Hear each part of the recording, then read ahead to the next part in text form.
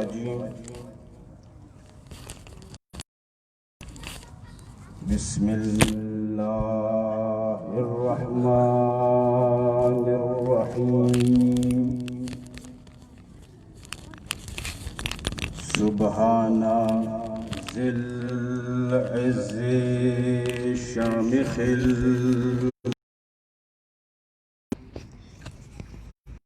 الجلال بازخ العظيم ذي المغفر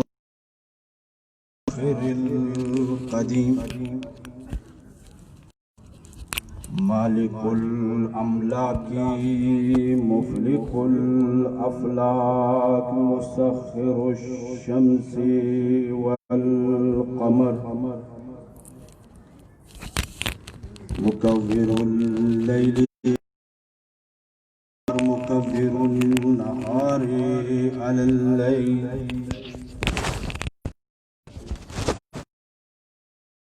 كل جبار عنيد مهلك كل شيطان مريد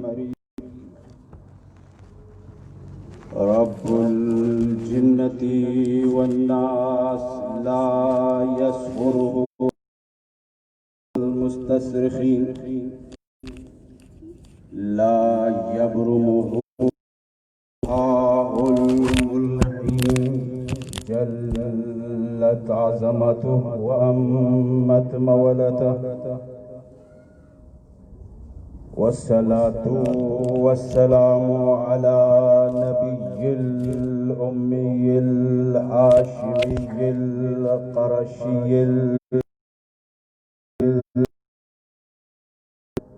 الأبتهي المطلع أبي القاسم محمد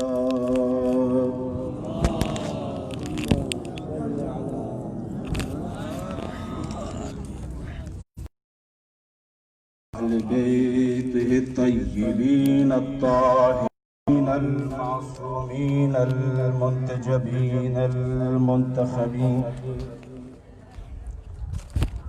الذين أذهب الله الرجس أهل البيت ويطهركم تطهيرا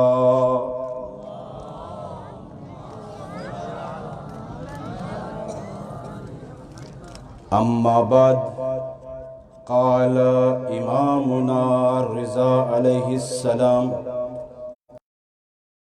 أحيوا أمرنا رحم الله من أحيا أمرنا صلوات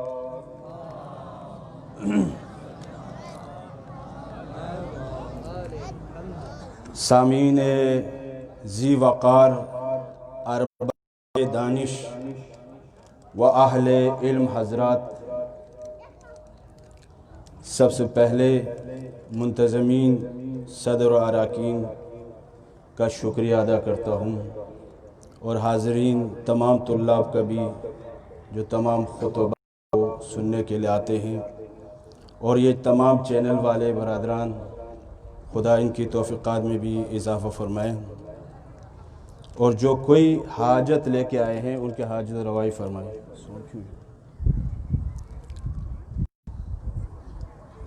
تمام اعمال کی قبولیت کے لیے مل کر بلندتر صلوات۔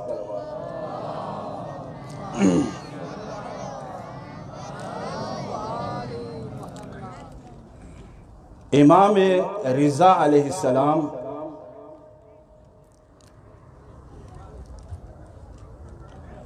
تہذیب عزاداری کی ترغیب دیتے ہوئے ارشاد فرماتے ہیں، یا فضیل، یہ جو تم مجالس برپا کرتے ہو اپنے مکمل تہذیب میں، اسے ہم بہت پسند کرتے ہیں۔ فضیل، ہمارے امر کو زندہ کر۔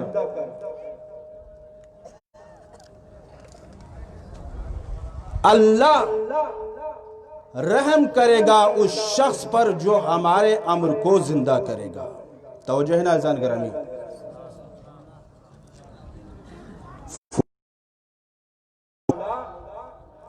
کس طرح آپ کے امر کو زندہ کیا جاتا ہے؟ کہا فضیل ہماری تعلیمات، ہمارے احادیث کو لوگوں تک پہنچا کر اور یاد رکھ، تعلیمات اور ہمارے گفتگو جب لوگوں تک پہنچے گی تو وہ ہمارے بہترین گفتگو کو سن کر خود بخود ہماری اطاعت کریں گے. اس کلام امام میں دو اہم باتوں کی طرف اشارہ ہے. ایک، جب تم عزاداری کا ذکر کرتے ہو تو اس ذکر میں قرآن کی احادیث اور کلام امام کی روشنی میں ذکر کیا جائے. اور دوسری بات یہ ہے کہ اس عزاداری کو تہذیب میں رہ کر ادا کرے. صلوات پڑھیں محمد علیہ.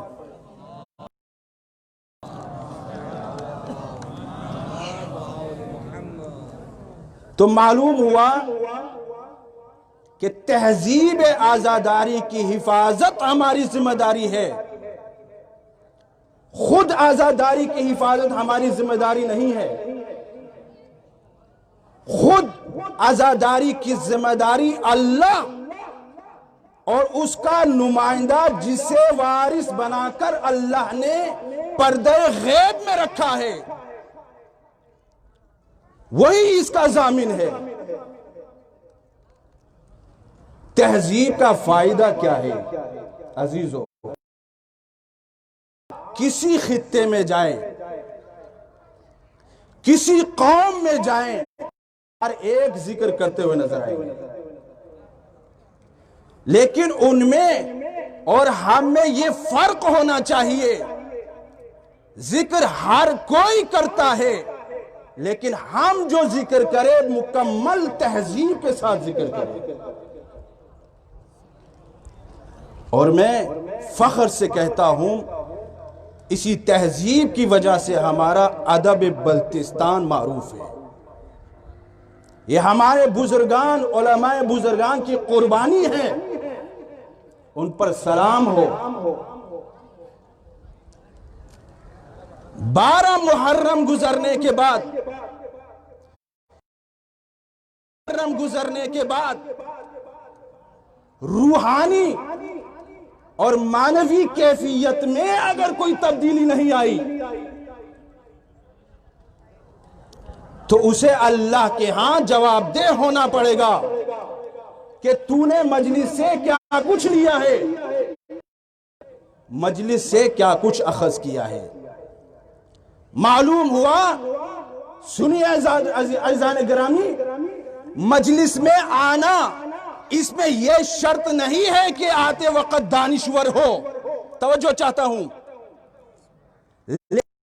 جب مجلس میں آئے گا، مجلس میں بیٹھ کر جائے گا، جب مجلس سے اٹھے گا تو مجلس کے شرط کا تقاضا یہ ہوگا کہ وہ دانشور بن کے جائے.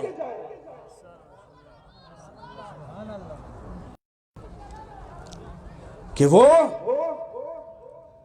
مکمل دانشور بن کر جائے، مفکر بن کے جائے، با معرفت بن کر جائے. دیکھیے بہت ساری بعض چیزیں جو ہے وہ متعلق ہوتی ہے اصل کے ساتھ. تو وہ جو اصل سے متعلق ہے اس چیز کے بارے میں کوئی اختلاف نہیں کر سکتا، کوئی انکار نہیں کر سکتا چاہے اس کا تعلق کسی فرقے سے کیوں نہ ہو، کسی مذہب سے کیوں نہ ہو، وہ اس کا انکار نہیں کر سکتا۔ جیسے عقیدہ توحید دنیا انسانیت میں عقیدے میں مشترک ہے کہ اللہ کا وجود ہے، لیکن اس میں اختلاف ہے کہ وہ کیسا ہے، کہاں ہے۔ اسی طرح عالم اسلام میں سب سے بہتر اصل نماز، وجود نماز میں کوئی اختلاف نہیں ہے، لیکن اس کے ارکان، اس کے فروعات میں یہ اختلاف کر سکتا ہے کہ ہاتھ باندھ کے پڑھے یا ہاتھ کھول کے پڑھے۔ اسی طرح عالم اسلام میں کوئی ایسی چیز ہے جو اصالت الوجود رکھتی ہے، اس کا کوئی انکار نہیں کر سکتا۔ اس شے کا نام ہے عزاداری حسین۔ میں نہ سمجھا سکا، اس کا نام ہے مجلس حسین، اس کا نام ہے گریہ بر بنام حسین۔ اس کا کوئی انکار نہیں کر سکتا۔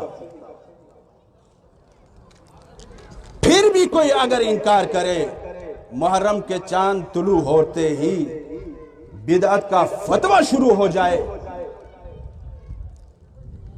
تو وہ عقل سے پیدل ہے، وہ جہل ہے، وہ فضول ہے۔ ایسے فتویٰ کو سن کر خصوصاً خطبہ منبر پر آ کر جذباتی نہیں ہونا چاہیے۔ یہ سب جہل ہے، یہ نقلی ہے، عزائے حسینی عقلی ہے، باقی رہنے والے۔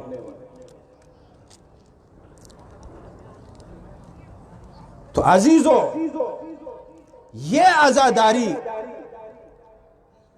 صلوات پڑھیں محمد علیہ وسلم۔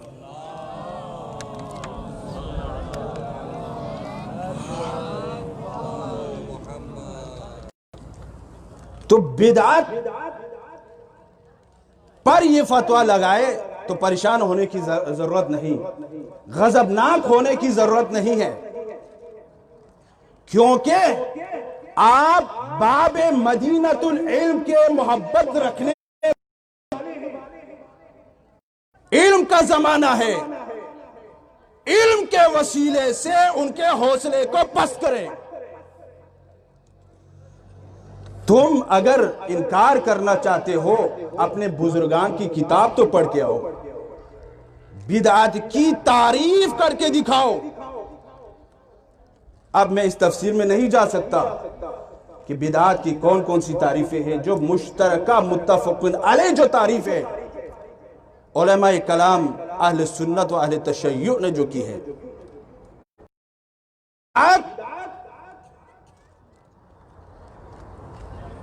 ہر وہ کام پیغمبر اسلام نے اپنی زندگی میں انجام دیے، وصال پیغمبر کے بعد کوئی ایسا کام پیغمبر نے انجام نہیں دیا، دینی فریضہ سمجھ کر کرے، وہ فعل بدعت ہے۔ تو بعض علماء کلام نے، بلازری سے لے کر عصر کے بہت سارے علماء نے کہا یہ ناقص ہے، اس کے ساتھ تعریف میں چاہیے جو عمل پیغمبر اسلام نے اپنی زندگی میں بجا لائے وصال پیغمبر کے بعد، اسے دین ترک کرنا بھی بدعت ہے۔ اب یاد رکھیں، تو اس بدعت کی تعریف کے سائے میں اپنے برادران اسلام سے گزارش کروں گا کہ وہ مجھے یہ بتائیں کہ بدعت کی تعریف کے سائے میں مجلس میں آنا بدعت ہے یا مجلس میں نہ آنا بدعت ہے۔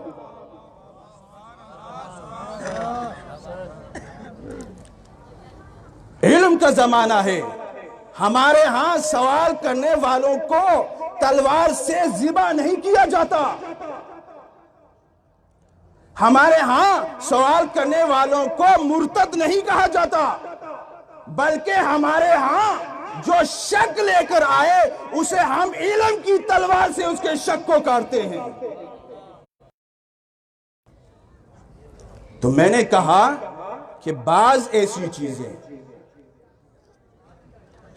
جس کا کوئی انکار نہیں کر سکتا، جیسے عزاداری حسین، اس کی ریزن کیا ہے؟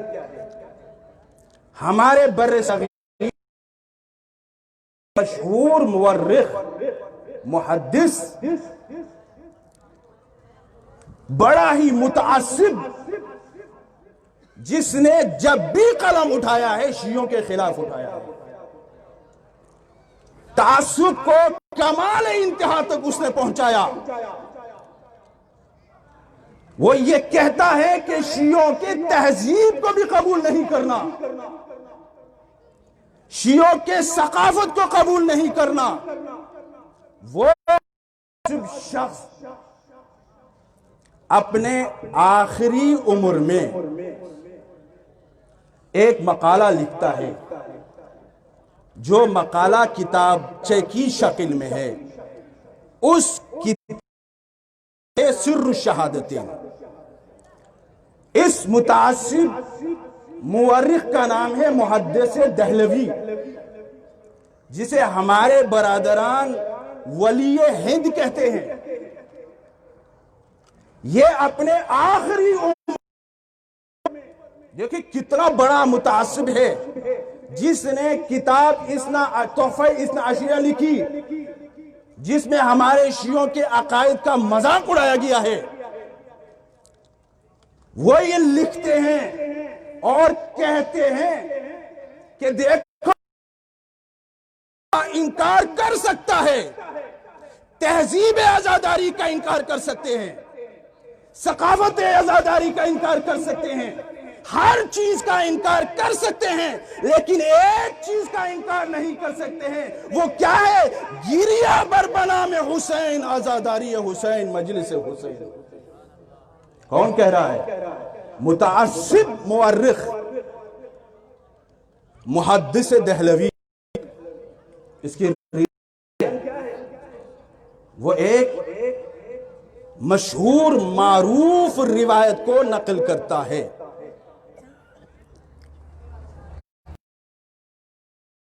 عالم اسلام میں ثقہ اور ایتھنٹک ہے. کوئی فرقہ اسے انکار نہیں کر سکتا، اسے غلط کر. قدر عظیم روایت ہے. اور اس نے کہاں سے نقل کیا؟ کس سے یہ روایت لی؟ ہمارے مادر گرامی امہات المومنین ام سلمہ سے. صلوات پڑھ دی.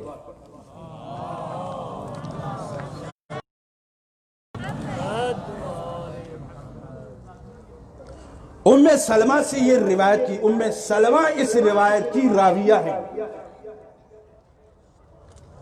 وہ یہ لکھتے ہیں کہ پیغمبر اسلام مسجد میں نماز تمام کرنے کے بعد گھر کی طرف لوٹے، لیکن کس حالت میں لوٹے؟ بدن لرز رہے تھے، کانپ رہے تھے.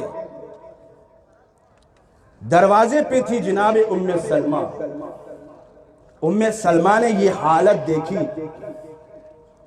ام سلمہ بیان کرتی ہے کہ پیغمبر کی یہ حالت بتا رہی تھی کہ پیغمبر یا تو مسجد میں زار و قطار رونے کے بعد آئے ہیں، یا شدت مرض کی وجہ سے یہ حالت ہے. توجہ ہے نا عزیزان گرامی؟ ام سلمہ نے یہ حالت بیان کی. اس کے بعد پیغمبر اسلام ام سلمہ کے سامنے کھڑے ہو کر ایک ہی جملہ کہہ کر اندر گزرتے ہیں حجرے کی طرف. پیغمبر اسلام فرماتے ہیں، یا ام سلمہ، آج میری طبیعت ناساز ہے. ام سلمہ، آج ہم کسی سے ملاقات نہیں کریں گے. حکم دیا، پیغمبر اسلام حجرے میں داخل ہو گئے۔ ام سلمہ دروازے پر کھڑی رہی۔ ام سلمہ کہتی ہے میں کنیزہ دروازے پر کھڑی رہی، یہ پیغمبر کا حکم تھا۔ اتنے میں دق الباب ہوتا ہے، دو شہزادے بیت الشرف میں داخل ہوئے۔ توجہ چاہتا ہوں، سلام کیا نانی جان، آپ کی عظمت پر ہمارا سلام۔ دیکھیے تہذیب اہل بیت۔ ام سلمہ کہتی ہے میں نے سلام کا جواب دیا اور شہزادوں کے قریب ہوئے، ان کے پیشانی کا بوسہ لیا۔ بوسہ لینے کے اے شہزادوں بتاؤ کیسے یہ روایت میں محدث دہلوی کے درائے کے آئینے میں پڑھ رہا ہوں، لیکن اکثر ہمارے شیعہ اسے مصائب کے آئینے میں پڑھتے ہیں۔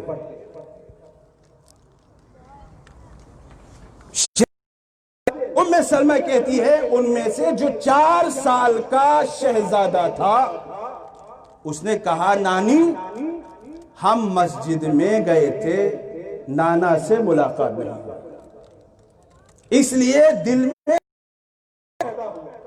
تمنا ہوئی، اشتیاق ہوا کہ نانا کی زیارت کروں، اس لیے ہم یہاں آئے ہیں۔ ام سلمہ نے پیغمبر اسلام کے قول کو نقل کیا۔ بعض کہتے ہیں ام سلمہ نے پیغمبر کے منع کرنے پر انہیں واپس پلٹایا، نہیں، یہ تہذیب ام سلمہ کے خلاف ہے۔ ام سلمہ ابھی پیغمبر اسلام مسجد سے آئے تھے، پورا واقعہ سنایا۔ تہذیب اہل بیت دیکھیے، ان کے ذہن میں تصور میں احترام رسالت ہے۔ کہا پھر نانی جان ہم شام کو آ کر ملیں گے۔ یہ روایت کس لیے ذکر کیا جا رہا ہے؟ یہ ریزن بتایا جا رہا ہے کہ عزاداری کا کوئی اختلاف نہیں کر سکتا۔ یہ کون؟ محدث دہلوی متعصب۔ تو ام سلمہ نے یہ قول نقل کیا۔ اتنے میں ام سلمہ کہتی ہے حجرے سے نحیف آواز میں رونے کی آواز آئی۔ نحیف آواز میں پیغمبر اسلام یہ ارشاد فرماتے ہیں یا ام سلمہ آخر تو نے میرے لخت جگر پارا کو واپس کر دیا نا۔ ام سلمہ کہتی ہے میں بہت پریشان ہوا، بہت میرا بدن کانپنے لگا، لرزنے لگا، میں نے بے ساختہ اپنے ہاتھ کو شہزادے کے کاندھے پر شانے پر رکھا۔ کہا شہزادے ممکن ہو تو مجھے معاف کر دے۔ ام سلمہ جو رسالت کی حریم ہے، رسالت کے گھر میں ہیں، وہ عظیم بی بی کہتی ہیں کہ میں آج تک یہ جان نہ سکی، توجہ چاہتا ہوں، تاریخی جملہ کہہ رہا ہوں، میں آج یہ جان نہ سکی کہ حکم پیغمبر میں اور مرضی حسین میں کوئی فرق نہیں ہوتا۔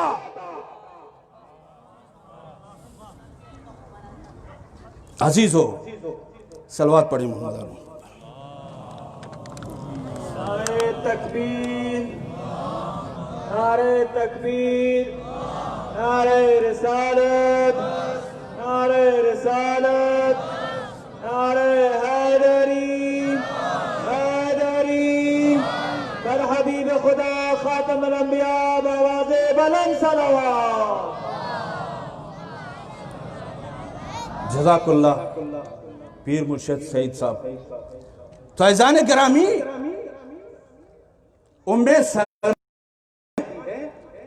میں اب تک یہ جان نہ سکا کہ حکم پیغمبر اور مرضی حسین میں فرق نہیں ہوتا۔ اتنے میں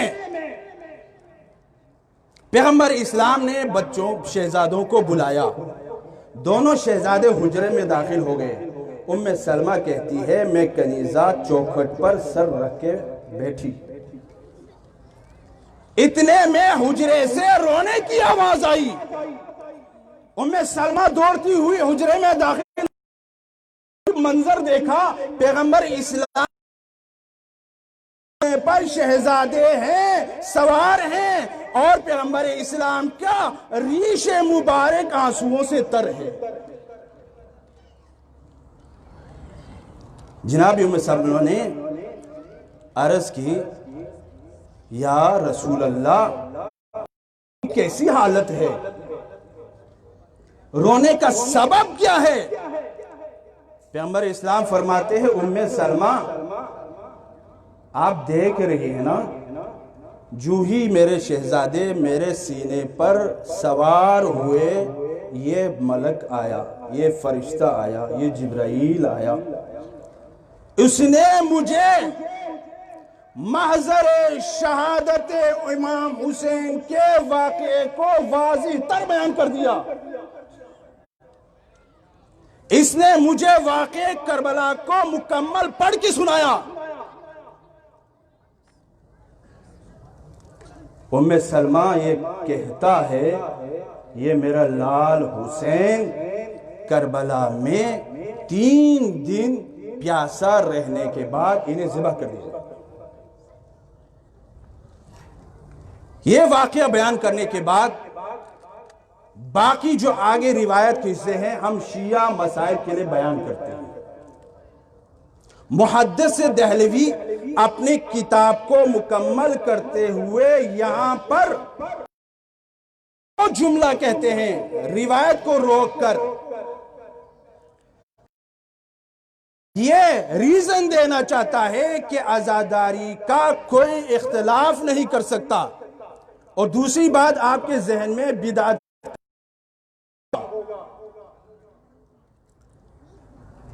محدث دہلوی کہتا ہے کہ اس کا مطلب یہ ہے کہ کم از کم پیغمبر اسلام کے رونے کی آواز سلمہ کے کانوں تک پہنچی. توجہ چاہتا ہوں. اور سلمہ سے یہ واقعہ رونے کا میری یہ ایک جملہ ہو گیا.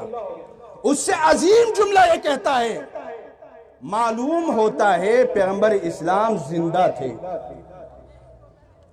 امام حسین ابھی شہادت پر فائز نہیں ہوئے تھے. کہتا ہے کہ اس کا مطلب یہ ہے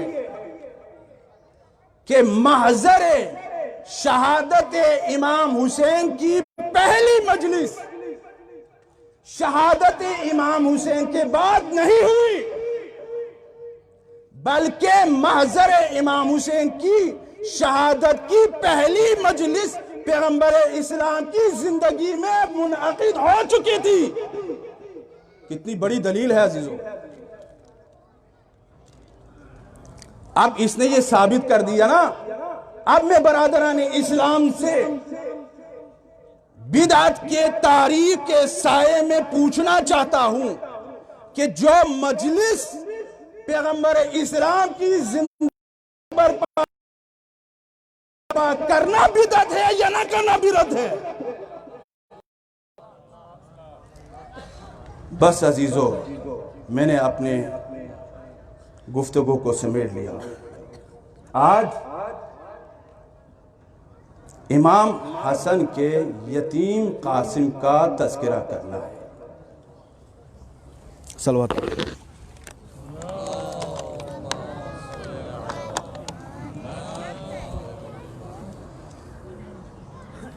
عزادارہ نے امام حسین امام حسن کے 2 بیٹوں کا نام قاسم ہے.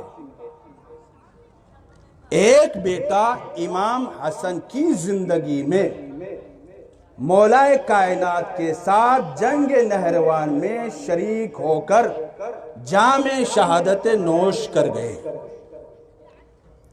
اس شہادت کے بعد امام حسن کے دل میں یہ تڑپ ہوئی، امام نے ارادہ کیا کہ ایک بیٹا قاسم میرے بابا پر قربان ہو گیا۔ میں ابھی مصائب کی طرف نہیں جا رہا ہوں،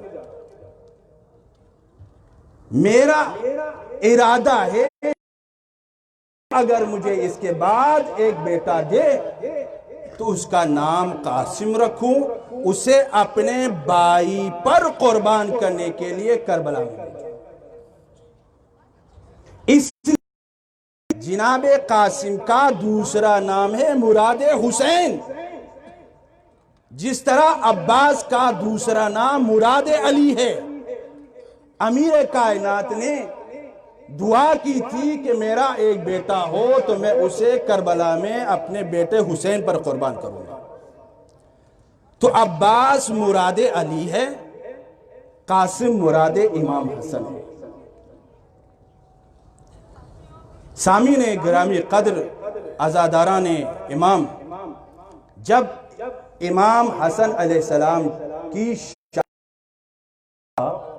اس وقت جناب شہزادہ قاسم کی عمر 1.5 یا 2 سال تھی۔ اس وقت امام حسن نے جناب قاسم کے بازو پر وصیت کو تعویذ کے طور پر باندھی اور ام فروا سے کہا، ام فروا جب کبھی ایسی مصیبت میں میرا بچہ تو اس وقت اس تعویذ کو کھولنا اور اسے کہنا تیرے مسئلے پریشانی کا حل اسی میں ہے۔ آہستہ آہستہ سنتے آئیں۔ عزادارو، ایک عجیب منظر کا مظلوم بیٹے کا میرے سامنے آ رہا ہے جسے میں نہیں رہ سکتا۔ جب امام حسن کو زہر ملا نا، اس وقت آپ کا کلیجہ کٹ کٹ کر باہر آ رہا تھا۔ عزاداران امام، اس کلیجے کو تشت میں جمع کیا گیا۔ امام حسن نے بھائی امام حسین کو حکم دیا، بھیا امام ڈر رہے تھے کہیں بہن اسے نہ دیکھے۔ کہا حسین اس تشت کو چھپا لو کہیں بہن زینب نہ آئے۔ عزادارو، عجیب جملہ کہا ہے یہاں پر، اتنے میں ایک چھوٹا بچہ 1.5 یا 2 سال کا دوڑتا ہوا آیا، امام حسن کے سینے پر چڑھا، چڑھ کر امام کے سینے پر لیٹے۔ ام فروار روکنا چاہتی تھی، کہا بچے بابا کے سینے میں تکلیف ہے۔ سنو گے جملہ، میرے امام حسن نے کہا ام فروار قاسم کو ایسی حالت میں رہنے دے۔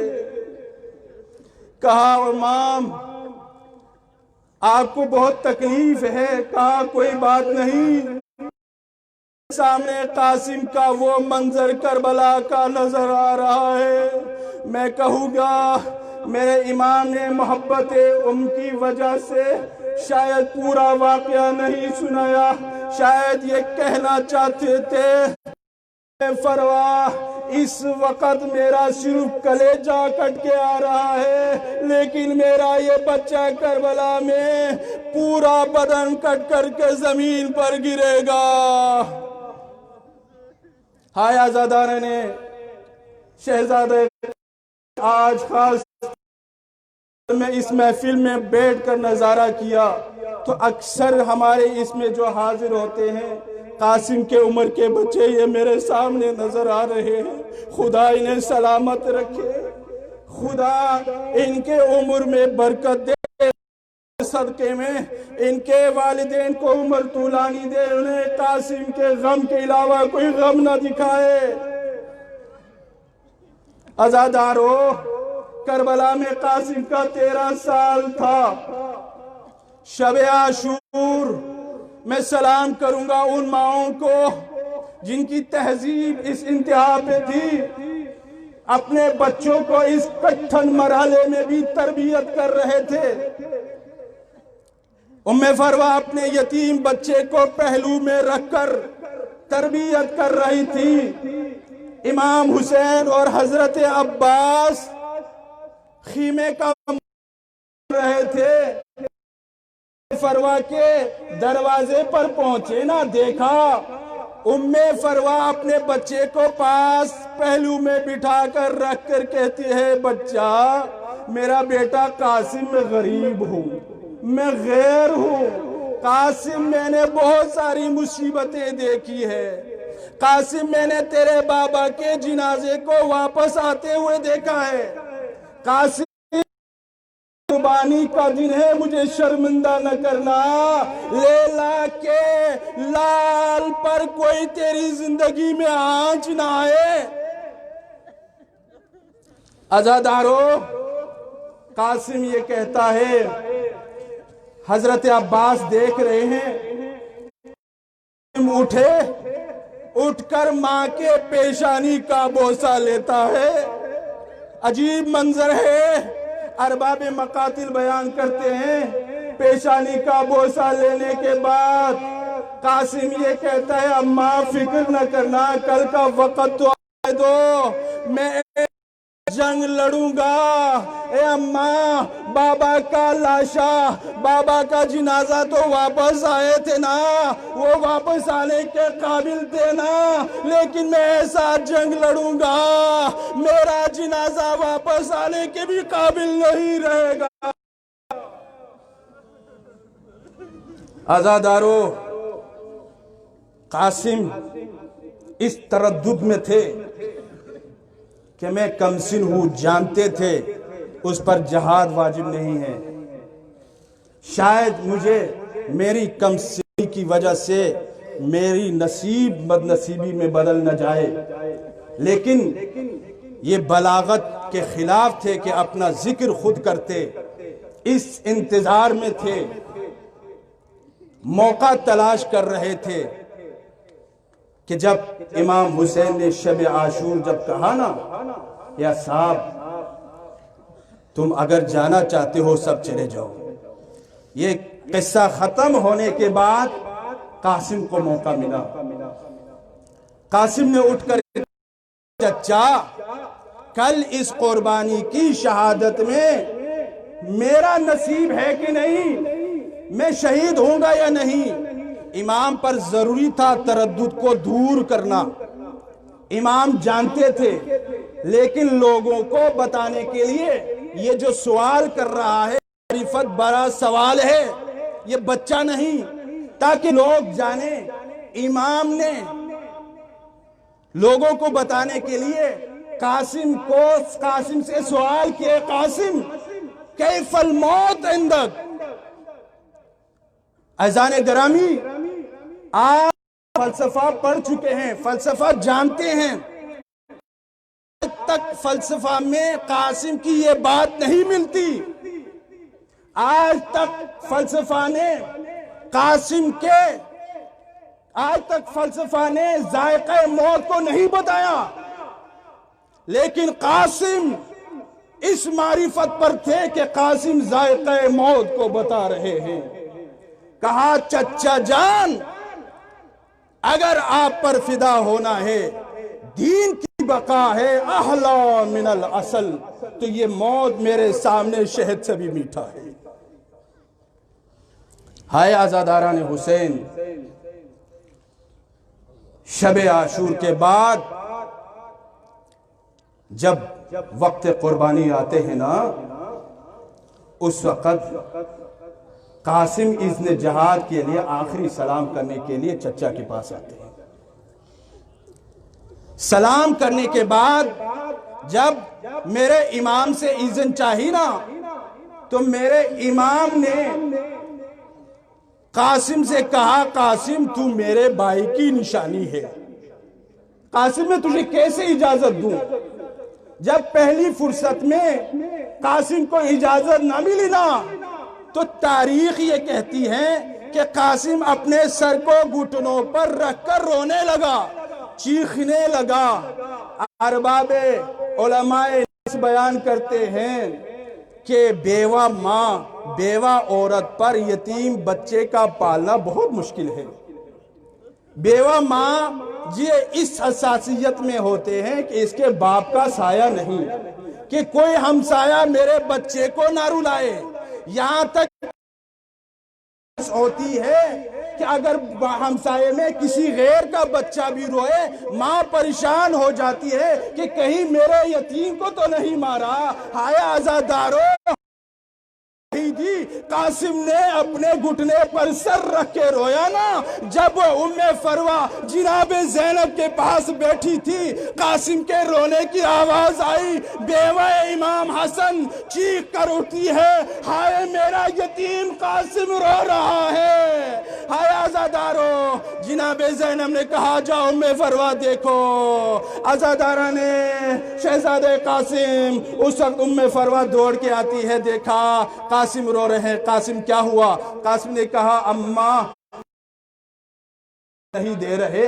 تو اس وقت ماں نے کہا بیٹا پریشان نہ ہو، بابا نے مجھے یہ کہا تھا اگر تو پریشانی میں گر جائے نا، اس وقت تیرے دائیں بازو میں یہ تعویذ ہے، اسے کھول دے، تیرا مسئلہ اسی میں حل ہو جائے گا۔ عزادارہ نے شہزادہ قاسم، اس وقت شہزادہ قاسم کے پر آنسوؤں کی برسات تھی۔ شہزادہ قاسم اٹھ کر جا کر تعویذ کھولے نا، تو تعویذ دیکھ کر کھلکھلانے لگا، مچلنے لگا۔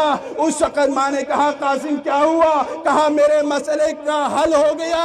اس وقت دوڑتے ہوئے اپنے چچا کے قریب آتا ہے، آ کر کرنے کے بعد کہتے ہیں چچا جان، یہ میرے بابا نے تحریر آپ کے نام پر لکھی ہے۔ جب میرے امام نے اپنے بھائی کے تحریر کو دیکھا، آنکھوں سے لگایا، زاروں قطار رونے لگے، کہا میرے بھائی آپ نے مجھے کربلا میں بھی یاد رکھا۔ ہائے عزادارہ نے حسین، اس وقت تاریخ نے عجیب منظر پیش کیا ہے، وَجَعَلَ يَبْكِيَانِ حَتَّى غَشَا وَوَقَعَ عَلَى الْأَرْضِ۔ قاسم کو میرے آقا امام نے گلے سے لگایا، سینے سے لگایا، اس قدر باہوں میں ڈال کر دونوں رونے لگے، یہاں تک کہ بے ہوش ہو کر زمین پر گرنے کے بعد جب آفاقہ ہوئے نا، اٹھ کے میرے امام نے مرج البحرین کے موتی کو گھوڑے کے زین پر زینت دی، کہا اے قاسم جاؤ خیمہ گاہ میں ماں بہنوں بھائیوں سے ودا کر۔ ہائے عزادارہ نے حسین، جب قاسم خیمہ گاہ میں داخل ہو گئے نا، عجیب منظر ہے۔ اس وقت ہر خیمہ گاہ کے پردے اٹھتے ہیں، بیٹیاں بہنیں مائیں آ کر قاسم کے کوئی چہرہ چومتے ہیں، کوئی پیشانی چومتے ہیں تو کوئی ہاتھ چومتے ہیں۔ آیا عزادارو، قاسم نے الوداعی کی، قاسم میدان کارزار کی طرف بڑھنے لگے۔ آخری جملہ کہہ کر آپ کی زحمات تمام کر دوں، قاسم میدان کی طرف بڑھے۔ قاسم گھوڑے پر سوار تھے، حسین ٹیلر پر تھے، فضا در خیمہ پر تھی، ام فروہ خیمے کے اندر مسلح پر تھی۔ ام فروہ سجدہ شکر کے لیے مسلح پر کھڑی تھی، ان کی نظر جناب فضا پر تھی، جناب فضا امام حسین پر تھی، امام حسین کی نظر جناب قاسم پر تھی۔ آئے عزادارہ نے ارباب عزا 10 منٹ نہیں گزرے تھے، قاسم گورے سے گرے، حسین ٹیلے پر گرے، فضا در خیمہ پر گری، سجدہ شکر کرنے کے لیے ام فروہ مسلح پر گرے۔ استغاثہ بلند ہوا، اے میرے چچا میری مدد کو آئے عزاداران ارباب مقاتل بیان کر استغاثہ قاسم پر اس قدر تیز دوڑے، کسی شہداء کے استغاثے پر نہیں دوڑا تھا، لیکن غیر کارگر رہا۔ جب وہاں پہنچے قاسم کے بدن بکھر چکے تھے، میرے امام نے اپنی عبا میں قاسم کے ٹکڑوں کو پھول کی طرح اپنی عبا میں جمع کیا، جمع کر کے گٹھری کی طرح کاندھے پر رکھ کر گنج شہیدہ میں لائے۔ آئے عزادارو، جب گنج شہیدہ میں لایا گیا، اکبر پہ کے قریب رکھ قاتل عجیب منظر بیان کرتے ہیں۔ اس وقت میرے امام نے قاسم کو اکبر کے پاس رکھا، کبھی اکبر کی طرف دیکھتے ہیں، کبھی قاسم کی طرف دیکھتے ہیں، کبھی اکبر کا چہرہ چوم کر کہتے ہیں واہ اکبرا، واہ غربتا، واہ مصیبتا۔ کبھی قاسم کے چہرے کی طرف دیکھ کر چوم کر کہتے ہیں واہ قاسمہ، واہ غربتا، واہ مصیبتا۔ ولعنت اللہ علی القوم الظالمین وسيعلم الذين ظلموا أي منقلب ينقلبون۔